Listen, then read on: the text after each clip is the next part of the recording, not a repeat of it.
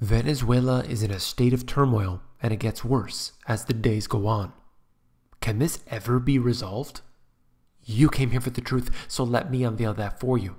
Today we'll have our focus on Venezuela. Let's begin.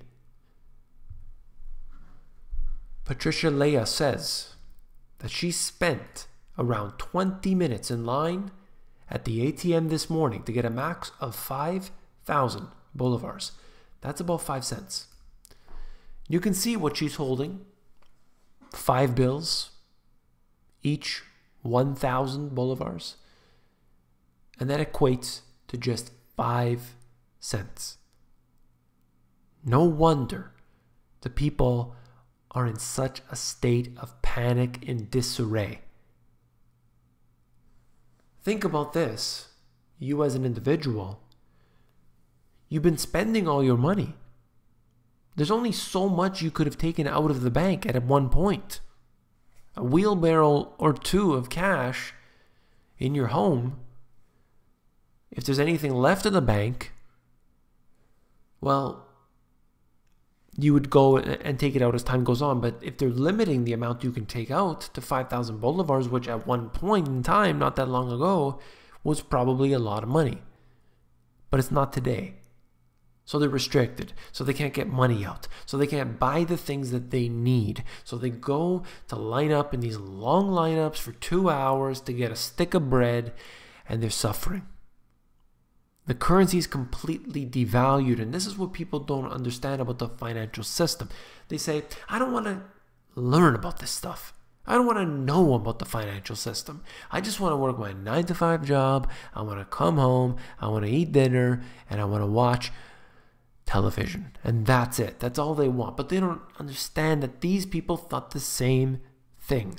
They thought that it would be okay, but unfortunately, it's not. You have to be on the ball. You have to know what's going on. You have to be in charge of your situation. At least be aware. Maybe if you don't take any action, well, that's up to you. At least you learned. At least you knew the potential. All right, look at this. Hard cash is tough to find in Venezuela as the country struggles with financial hardships. So residents in the capital on Friday unveiled their own currency. The panal, which means honeycomb in Spanish, can be spent in just a few stores. But residents of one neighborhood, desperate for spending cash, they welcome the idea proposed by pro-government groups. There's no cash on the streets. This currency is going to be a great help for us. And she actually was able to print panals to buy rice for her family. Amid triple-digit inflation and currency meltdown, there has been a run on cash in Venezuela. Now, I don't think this will go anywhere necessarily, but I do like the idea of a competing currency, regardless of where it comes from. Competing currencies are a good thing. The free market can decide what its value is. It might decide that tomorrow these are completely worthless pieces of paper, no different than the bolivar, and it'll go the same way. It'll come out just as fast as it came in.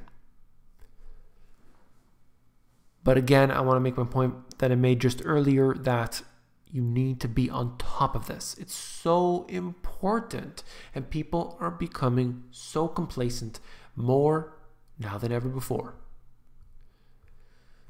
Switching gears a little bit, more than 200,000 Puerto Ricans fled to Florida. Their housing aid could soon run out. Obviously, the issues there, they're in a desperate need. They're coming across onto the mainland, and that's just the way it is. I'm not giving my opinion of the situation. I'm just reporting on it.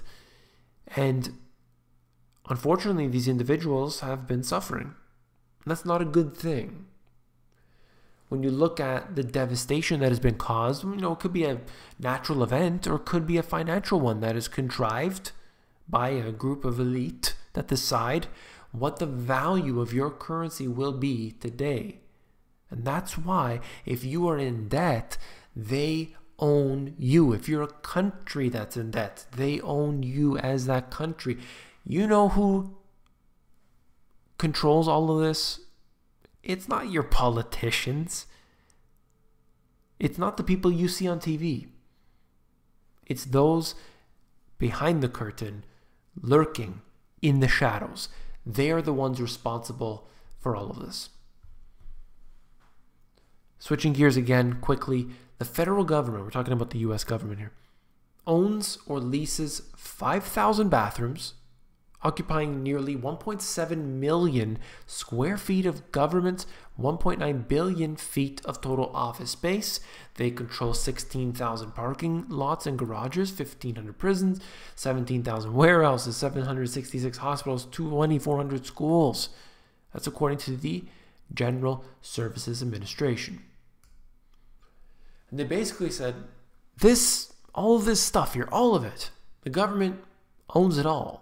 A lot of it is vacant, it's empty, and they're saying that this is something that we may need in the future, therefore we'll hang on to it. Billions of dollars are wasted on unused and unneeded federal property, and this is a major portion of our effort to reduce the federal footprint. The government has hid this information for years. Now it's public. You can see how much these reforms are needed to save taxpayer dollars. Now, ultimately, the government is too big, and that is absolutely an understatement. It's too big, and in something like this, it's hanging on to all that. I mean, there's all sorts of land grabs that are going on, and they're taking on more and more and more and more. Look at Fannie Mae and Freddie Mac.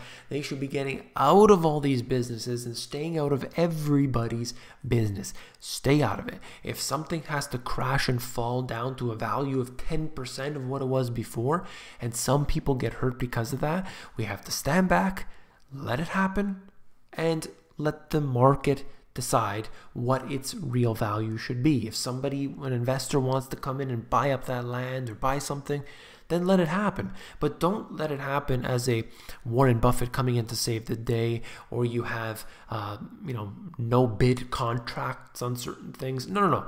I'm talking about a true free market, or at least let's head in that direction. But no, the government takes it on, and you ultimately have to pay for that. I think it's really funny when you hear people talking about, let the government pay for it. The government should fix that. The government should fix this. Who do you think pays for that? It's not free. Nothing in life is free. That's all for this video. If you found it informative, please give me a thumbs up. Last but not least, if you found the video informative, I know you will find my books, The Money GPS, and my new release, Global Economic Collapse, even more informative. You can actually flip through these books. Links are in the description below. Take care.